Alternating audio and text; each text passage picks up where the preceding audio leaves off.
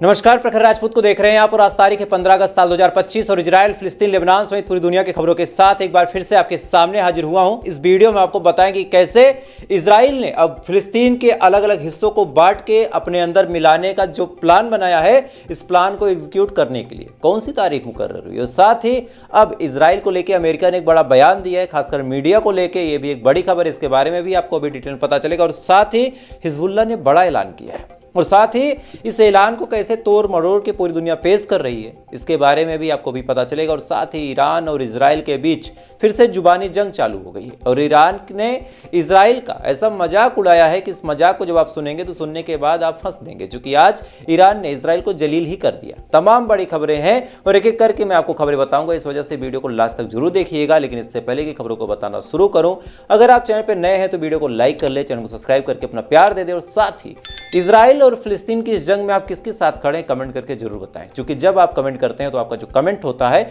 दुआओं का काम करता है। खैर, आप कमेंट करते रहें, तब तक एक करके मैं आपको खबरें बताता हूं। सबसे पहली खबर आपको मैं ईरान और इजराइल की बताऊंगा। आपको याद होगा, आपने सुना भी होगा, मैंने भी आपको बताया था कि इजराइल के खिलाफ ईरान अपनी पूरी तैयारी कर रहा, पूरी तैयारी। सबसे पहले ईरान ने क्या किया कि अपने जो न्यूक्लियर साइंटिस्ट थे उनको अंडरग्राउंड कर दिया। कहाँ हैं, कहाँ चले गए, किसी को कुछ पता नहीं, चूंकि इनको पता है कि मोसाद के एजेंट बीच में कुछ गद्दारी करेंगे जरूर, मोसाद के एजेंट हमला करने की कोशिश करेंगे जरूर, और न्यूक्लियर प्रोग्राम को रोका नहीं जा सकता। और यही वजह है कि उस दिन IAAA के जब लोग आए थे तो उनको भी रोक दिया और कहा कि नहीं भाई, हम अपने न्यूक्लियर साइंटिस्टों से ना तुमको मिलाएंगे और ना ही अपने न्यूक्लियर साइट तुमको दिखाएंगे। तो इस बार ईरान पूरी तैयारी से जुटा हुआ है। कल उसने सैकड़ों के करीब मिसाइलों की टेस्टिंग भी की। ये खबर जब निकल के सामने आई तब पूरी दुनिया में हड़कंप भी मच गई कि भाई ईरान इतनी इंटेंस तैयारी किस चीज की कर रहा। इसी बीच ईरान एक मुसीबत में भी है। दरअसल ईरान अपने आप में एक समस्या से जूझ रहा और ये समस्या पानी की है। और ऐसा नहीं कि किसी छोटे मोटे पैमाने पे पानी की समस्या ईरान में है, ईरान में पानी की समस्या बहुत बड़े पैमाने पे है। क्या हुआ कि तेल निकाले के चक्कर में इन्होंने जमीन को इतना छेद दिया, इतना छेद दिया कि आज पीने का पानी इनके पास जमीन के अंदर नहीं है। यानी जमीन के अंदर जो पीने का पानी इकट्ठा होता है वो ईरान की धरती पे अब कहीं बचा ही नहीं है। इधर उधर से जो पानी आ रहा था उस पानी को जैसे तैसे करके फिल्टर करके ईरान पीता था, लेकिन अब वो पानी भी धीरे धीरे खत्म होने की कगार पे है। और इसको लेके ईरान के जो राष्ट्रपति हैं पेजेस्कियन साहब, उन्होंने एक ट्वीट किया और कहा कि मैं पानी की समस्या से जूझ रहा हूं और लोग इस पर कुछ करें जरूर। इसके बाद ईरान ने एक आपातकाल मीटिंग बैठाई थी। आपातकालीन मीटिंग में बाकायदा पानी की समस्या को लेकर बातचीत हुई, अगल बगल के और देश थे। अब ये खबर जब निकल के सामने आई तब इजराइल का खुफिया दिमाग और शैतानी जो करामात ये करते हैं ना, वो चल गया। ईरान के खिलाफ इजराइल को इसमें एक साजिश करने का मौका मिला और उसके बाद प्रधानमंत्री बेंजामिन नेतन्याहू ने खुद पोस्ट किया और कहा कि अगर जो ईरान की आवाम है पानी से जूझ रही है, अपनी समस्या का निजात पाना चाहे तो बहुत सिंपल काम करना है, इनको केवल और केवल कुछ नहीं करना, बस पेजेस्कियन की सरकार गिरा देनी है। एक बार पेजेस्कियन की सरकार गिर गई तो इजराइल खुद वहां पे पानी की मदद खुद पहुंचाएगा और इसके बाद ईरान को किसी भी समस्या के लिए किसी का मुंह नहीं देखना पड़ेगा। आपको ये बात बड़ी छोटी लग रही होगी, लेकिन इस बात की गहराई अगर आप समझें तो मौका देख के सख्ता पलट और तख्ता पलट करने की कोशिश इजराइल ने कैसे की, कैसे इजराइल ने ईरान की आवाम को भड़काने की कोशिश की, अगर इस एंगल से आप सोचें तब आपको ये न्यूज कितनी बड़ी लगेगी, आप खुद सोचिए। यानी सबसे पहले पानी की कमी से लोग जूझ रहे हैं, ईरान ने पूरी दुनिया से मदद की उम्मीद की, इसके बाद इजराइल ने मदद के लिए हाथ बढ़ा दिया और उसके बाद इजराइल ने कहा कि बस पेजेस्कियन को कुर्सी से हटा दो।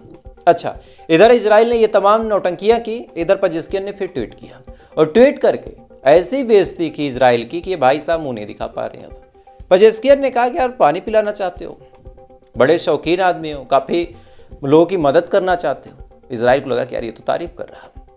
इसके बाद पेजेस्कियन ने कहा अच्छा एक काम करो यार, इतना पानी पिलाने की तुम शौकीन हो तो क्यों ना शुरुआत तुम गाजा से कर दो। एक काम करो, पहले तुम गाजा के लोगों को पानी पिला दो, अगर गाजा के लोगों को तुमने खाना पानी पहुंचा दिया तो फिर ईरान की आवाम भी सोचेगी कि भाई नेतन्याहू अच्छा है। यानी ऐसा तंज कसा इन्होंने कि अब इजराइल के मुंह से कोई रिप्लाई नहीं फूट रहा। इजराइल के ऊपर पहले ही कह दिया कि काम करो, पहले तुम गाजा को खिला पिला दो, तुम्हारे पड़ोस का मामला है, हम तो हजारों किलोमीटर दूर बैठे हैं, तो पड़ोसी को खिला दो अपने, हमारी आवाम की चिंता तुम बाद में करना। इसके बाद इजराइल की तरफ से कोई जवाब नहीं आया। खैर, अगली खबर का रुख करते और अगली खबर निकल के फिर सामने आ रही गाजा से। गजा में पत्रकारों के साथ क्या कुछ हुआ आपको पता है। अल जजीरा के कितने पत्रकार मार दिए गए, कितने अलग अलग जो फ्रीलांसर वहां पे जाके काम कर रहे थे उनको मार दिया गया। मीडिया को फिर रोक दिया गया और कहा गया कि मीडिया यहां पे नहीं आएगी। साथ ही इजराइल ने यह भी कहा कि जो हमारे खिलाफ न्यूज चलाते हैं उनसे हम बदला भी लेंगे। इसी बीच ट्रंप ने एक बड़ा बयान दिया। ट्रंप का कहना है कि भाई साहब हम विदेशी मीडिया को गजा के अंदर भेजना चाहते हैं और ये देखना चाहते हैं कि गजा के अंदर चल क्या रहा। अब ये बात जब निकल के सामने आई तो तमाम लोग जो बड़े मासूम होते हैं, जिनका दिल बड़ा भोला होता है, और वो न्यूज़ चैनल वाले जो कम रिसर्च करते हैं, जिनको इंग्लिश ज़्यादा नहीं आती, थोड़ी सी आर्टिकल पढ़ के फुदकने लगते हैं, उनको मैं बताना चाहता हूँ कि भाई आप 2 देश की न्यूज़ कवर कर रहे हैं, थोड़ा मेहनत कीजिए। हुआ क्या कि जब ये बात अमेरिका ने बोली तो तमाम लोग खुश हो गए कि अरे अब तो विदेशी मीडिया आएगी। अरे फिर तुम यही गलती कर जाते हो मेरे भाई। विदेशी मीडिया से क्या मतलब? हर मीडिया 2 हिस्सों में बटी, हर देश की मीडिया। आप अपने देश की मीडिया देखिए, कुछ इजराइल के पक्ष में बोलते हैं, कुछ फिलिस्तीन के पक्ष में बोलते हैं, और दोनों की लाखों करोड़ में व्यूअरशिप है, कोई किसी से कमजोर नहीं है। आप ये चीज समझ लीजिए। तो विदेशी मीडिया को भेजा जाएगा ये तो ठीक है, लेकिन क्या उसी ग्रुप का भेजा जाएगा जिस ग्रुप का इजराइल है, या फिर फिलिस्तीन के पक्ष दिखाने वाले लोग भी जाएंगे? दिखाने को मीडिया कुछ भी दिखाए, ग्रीन स्क्रीन है, क्रोमा है, कुछ भी काट के बैकग्राउंड में व्यू लगा के। तो ये चीजें बहुत सेंसिटिव होती हैं, बहुत खुश नहीं होना चाहिए। खैर, अगली खबर बताते हैं आपको फिलिस्तीन की। फिलिस्तीन को फिर से बांटने तोड़ने का प्लान इजराइल ने बना लिया है और लोग गजा की चिंता करते रहे, लोग गजा के हक में आवाज उठाते रहे। इधर वेस्ट बैंक भी काटने का प्लान इजराइल ने बना लिया। जो लोग गजा गजा कर रहे थे, अब आने वाले टाइम में वेस्ट बैंक भी चिल्लाएंगे, चूंकि इजराइल ने बहुत भयानक प्लान बनाया। दोस्तों, क्या प्लान बनाया है कि जो वेस्ट बैंक है उसको ईस्ट जेरूसलम के हिस्से से काटा जाएगा। अब ईस्ट जेरूसलम के हिस्से से जब काटा जाएगा तो फिर क्या होगा कि वहां पे यहूदियों को बसाया जाएगा, यहूदी कॉलोनी बनाई जाएगी और वहां पे सेटलर्स भेजे जाएंगे।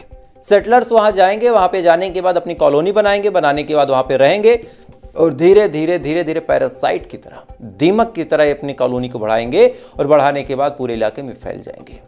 ये प्लान जब निकल के सामने आया तो मुस्लिम वर्ल्ड में हड़कंप मच गई, तमाम लोगों ने चीखना चिल्लाना शुरू कर दिया। लेकिन फिर मैं वही कहता हूं कि अगर चीख चिल्ली जो आज ये कर रहे हैं ये गजा के टाइम पे ही कर देते तो शायद सिचुएशन इतनी वर्स्ट नहीं होती।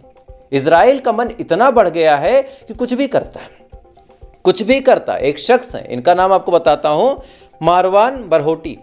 मारवान बरहोटी फिलिस्तीन के थे। 1969 के आसपास इनका जन्म हुआ था।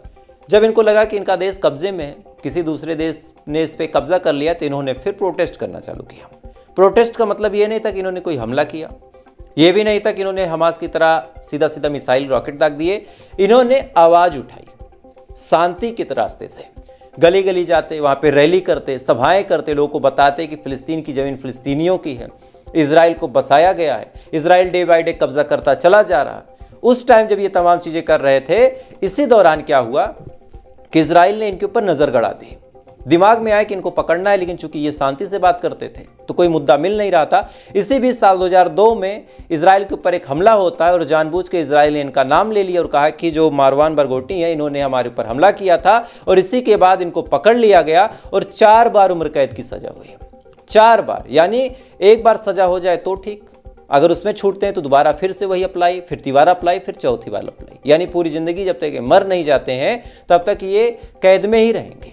अब इसमें एक नया ट्विस्ट इस पूरी घटना में आया है कि बेन गवीर, जिनका नाम आपने खूब सुना होगा, खूब चर्चाओं में थे, बेन गवीर इनके पास जाते और इनकी बड़ी बेइज्जती करते हैं। इस तरह से इनका इंसल्ट करते हैं, मतलब इनको बताते हैं कि देखो जिस फिलिस्तीन की आज़ादी के लिए तुम सपने देख रहे थे, तुमको भी जेल में डाल दिया और फिलिस्तीन को हम तोड़ते चले जा रहे हैं। गजा भी हमारा, वेस्ट बैंक भी हमारा, और आने वाले टाइम में पूरा फिलिस्तीन हमारा। तुम कुछ उखाड़ नहीं पाई, ये चीज़ देख लो। और बाकायदा तस्वीरें वायरल हुई, लोग देख रहे हैं, और देखने के बाद अब सिर्फ आवाज़ उठा के हाथों को ऐसे मसल के कह रहे हैं कि ये चीज़ें गलत हो रही। उस टाइम इन्होंने कुछ नहीं बोला था, आसपास के लोगों ने अब ऐसे हाथ मसल रहे और कह रहे हैं कि ये तो गलत हो रहा, लेकिन अब लेट हो गया, कौन क्या करे। खैर, अगली खबर का रुख करते हैं और अगली खबर निकल के सामने आ रही है अपने देश दिल्ली से। दिल्ली में एक जगह लगती है निजामुद्दीन, आपने नाम सुना होगा। इसी निजामुद्दीन के आसपास हुमायूं का मकबरा था, बाबर के बच्चे का। बाबर के जो बेटे हुमायूं थे उनका मकबरा था।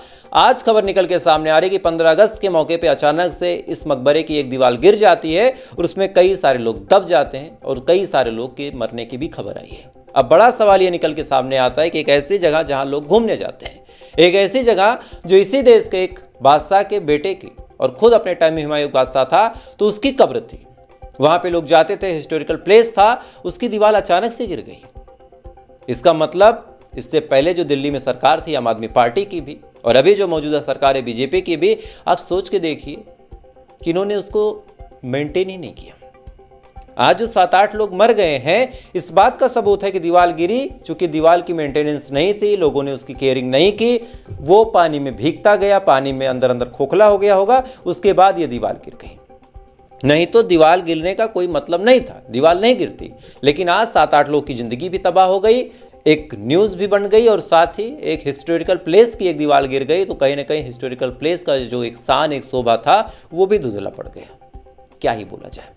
खैर, अगली खबर का रुख करते हैं। अगली खबर लेबनान से निकल के सामने आ रही कि लेबनान में एक अजीबोगरीब बयान चला है। दरअसल नईम कासिम ने आज अपना स्टेटमेंट दिया। उन्होंने कहा कि लगातार हमारे ऊपर हथियार छोड़ने का दबाव बनाया जा रहा, लेकिन हमारा हथियार छोड़ने का मतलब लेबनान को ले जाके पैरों में रख देना इजराइल के। लेबनान को इजराइल में मिला देने का अगर प्लान इजराइल ने बनाया है, तभी हमको हथियार छोड़ने के लिए कहा जा रहा। अच्छा, इसी बीच एक बयान और वायरल है, मैं इस बयान की पुष्टि नहीं करता, लेकिन ये बयान ईरान की न्यूज़ एजेंसी ने छापा है। दरअसल हिजबुल्लाह का स्टैंड निकल के सामने आया है कि जो लोग भी दबाव बनाएंगे हथियार छोड़ने के लिए, लेबनान अब उनको, यानी लेबनान के जो लोग हथियार छोड़ने का दबाव हिजबुल्लाह के ऊपर बनाएंगे, हिजबुल्लाह उनको मार देगा। अब ये स्टेटमेंट जब निकल के सामने आई तो मतलब बड़ा साफ है कि लेबनान की जो स्थिति है बड़ी खराब है। लेबनान में गृह युद्ध हो सकता है, क्योंकि बहुत ज़्यादा चांसेस हैं कि अब सरकार दबाव बनाएगी, अपनी आर्मी तक भेजेगी। हिजबुल्लाह का अपना एक अलग संगठन है, उसके पास अपना एक अलग हथियार का जखीरा, ईरान अलग फंड करेगा। तो ऐसे हाल में ईरान चाहेगा कि हिजबुल्लाह सत्ता में काबिज हो जाए, लेबनान की सरकार गिर जाए और ये गृह युद्ध की स्थिति आ जाएगी, क्योंकि और कोई ऑप्शन इसमें बचता ही नहीं है। खैर, अगर ऐसा होता है तो आप लिखित ले लीजिए, इस पूरे मामले में सबसे ज़्यादा फायदा अगर किसी को होगा तो वो इजराइल को होगा, क्योंकि इजराइल ऐसे मामलों में फिर हमला करना चालू करेगा। किलोमीटर, 2 किलोमीटर, 4 किलोमीटर आराम से कब्जा कर लेगा, चाहे हिजबुल्लाह हो, चाहे लेबनान की सरकार हो, बस चीखते चिल्लाते रह जाएंगे, किसी के बस में कुछ आएगा नहीं। खैर, अगली खबर का रुख करते हैं और अगली खबर निकल के सामने आ रही स्विट्जरलैंड से कि स्विट्जरलैंड ने अपने देश के अंदर 3,70,000 के करीब न्यूक्लियर बंकर बना लिए। 3,70,000 के करीब। अब ये न्यूक्लियर बंकर क्यों बने हैं? ये सवाल मैं आपसे बड़ा सिंपल सा पूछता हूं, ये न्यूक्लियर बंकर क्यों बने हैं? क्योंकि इससे कंफर्म होता है कि आने वाले टाइम में पूरी दुनिया को न्यूक्लियर हथियारों का खतरा है। अमेरिका ने जो बवाल शुरू किया था, जो एक जहर पूरी दुनिया में घोलना शुरू किया था कि न्यूक्लियर बना लो, न्यूक्लियर बना लो, फिर कहा कि नहीं बनाओ, नहीं बनाओ, फिर देश होड़ में लग गए, बनाना शुरू कर दिया। इससे कंफर्म हो रहा है कि आने वाले टाइम में देश की सबसे बड़ी जो एक ट्रेजेडी होगी वो न्यूक्लियर हो जाएगी, क्योंकि हर देश न्यूक्लियर न्यूक्लियर न्यूक्लियर ही कर रहा है। कभी यासिन मुनीर धमकी दे देता है भारत को, कभी रशिया धमकी दे देता है, कभी कोई और धमकी दे देता है, कभी इजराइल धमकी दे देता है। तो न्यूक्लियर बड़ी खतरनाक चीज़ है। खैर, अगली खबर का रुख करते हैं। अलास्का में इस समय एक और सीज फायर को लेकर बातचीत चालू है, एक और सीज फायर। इसमें पुतिन साहब बात करेंगे, जेलेंस्की का कोई खास मतलब बनता नहीं है, और ट्रंप बातचीत करने गए हैं। खबर निकल के सामने आ रही कि पुतिन इस समय भारत के पूरे पक्ष में है। ट्रंप का कहना है कि भारत के साथ हमने जो ये टैरिफ वाला खेल खेला, इसका फायदा ये हुआ कि पहली बार पुतिन जो है वो टेबल पे बातचीत करने आ रहे हैं, यानी भारत को चारा बना के पुतिन जैसी मछली को पकड़ने का काम किया। अब पुतिन मछली है या मगरमच्छ, 1-2 दिन में क्लियर हो जाएगा अमेरिका को भी। खैर, बातचीत में स्वागत जो हुआ रेड कारपेट पे हुआ, लाल चटाइयाँ बिछाई गई पुतिन के स्वागत में। वही ट्रंप जो पूरी दुनिया को घुटनों के नीचे रखता है, वही ट्रंप जब मिलने जाता है तो पुतिन के लिए बाकायदा रेड कारपेट बिछाई जाती है अलास्का में। अच्छा, ये तमाम चीज़ें हो ही रही थी कि इधर विरोध प्रदर्शन चालू हो गया। मीटिंग शुरू नहीं हुई अभी तक, जब तक मैं वीडियो रिकॉर्ड कर रहा हूँ, मे भी कुछ घंटों में हो जाए। लोगों ने विरोध करना चालू किया, लोगों ने कहा कि हम यूक्रेन के साथ खड़े हैं, फिर इधर कुछ लोगों ने कहा हम रशिया के साथ खड़े हैं, बातचीत नहीं होनी चाहिए, नेगोशिएशन नहीं होना चाहिए। यानी नेगोशिएशन कराने की अगर एकमात्र किसी को गरज पड़ी है तो वो ट्रंप को है, नहीं तो किसी को नहीं। पुतिन पूरे एटीट्यूड में है, उनका कहना है कि हम तो झुकेंगे नहीं, पुष्पा है। और इधर जेलेंस्की तो दिमागी तौर पे पागल, उसकी क्या बात करें। खैर, कुछ खबरें गाजा की भी ले लेते हैं कि गाजा में लगातार भूखमरी से मरने वालों की तादाद बढ़ती चली जा रही है। लगातार इजराइल के हमले इंटेंस होते चले जा रहे हैं, और साथ ही सेटलर्स ने वेस्ट बैंक में तबाही मचा के रखी है। सबसे अहम खबर यह है कि जब से वेस्ट बैंक को कब्जा करने का ऐलान इजराइल ने कर दिया है, वेस्ट बैंक में सेटलर लगातार हमला कर रहे हैं। जो लोग इजरायली वहां पे घुस गए हैं, जब वो फिलिस्तीनियों को देखते हैं, जब वो वेस्ट बैंक के रेजिडेंट्स को देखते हैं, फौरन हमला कर देते हैं, उनको मार रहे हैं, उनको पीट रहे हैं, उनको भगाने की तमाम कोशिशें कर रहे हैं, बस इसी उम्मीद में कि एक बार ये लोग यहाँ से भाग गए तो फिर चीज़ें आसान हो जाएंगी और वेस्ट बैंक को हम कब्जा कर लेंगे। इधर लगातार अस्पतालों से फ्यूल खत्म है। जो मरीज हैं, जिनको किडनी की समस्या है, जिनको लीवर की समस्या है, जिनको कोई और पर्सनल समस्या है, ये तमाम लोग जैसे तैसे करके भागने की फिराक में, चूंकि सबको पता है कि अब गजा बस एक मातृभूमि का मामला पड़ जाता है कि भाई हम यहाँ पे पैदा हुए, नहीं तो जहन्नम के अलावा है क्या। गजा जहन्नम के अलावा बचा क्या? आप एक सवाल अपने आप से पूछिए, उसमें बचा क्या है? क्या है उसमें? न पीने को पानी, न खाने को खाना। 4 देश 5 देश मिलकर खाना खिला रहे, जब तक वो खिला रहे तब तक गजा के लोगों का पेट भरा है। वो जिस दिन मदद के लिए हाथ उठा देंगे, कहेंगे भाई हम क्यों खिलाएं, तो फिर गजा खाना कहां से खाएगा? आप सोचिए, जो लोग खाना खिला रहे हैं उनकी कोई गरज थोड़ी ना, एक इंसानियत, एक मानवता के नाते खाना खिला रहे हैं। बाकी अगर ये लोग अपना हाथ उठा लें तो फिर किसको गरज है खाना खिलाने की? गजा के लोग कहाँ खाना खाएंगे? और सेम सिचुएशन अब वेस्ट बैंक की होती चली जा रही, यानी आने वाले टाइम में फिलिस्तीन कब्जा हो जाएगा।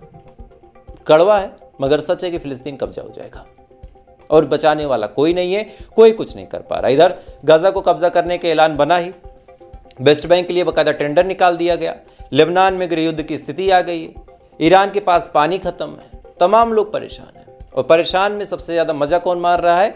वो है इजराइल, क्योंकि इजराइल के पास सारी चीज़ें बैठी हुई हैं। खैर, तो फिलहाल ये थी पूरी खबर।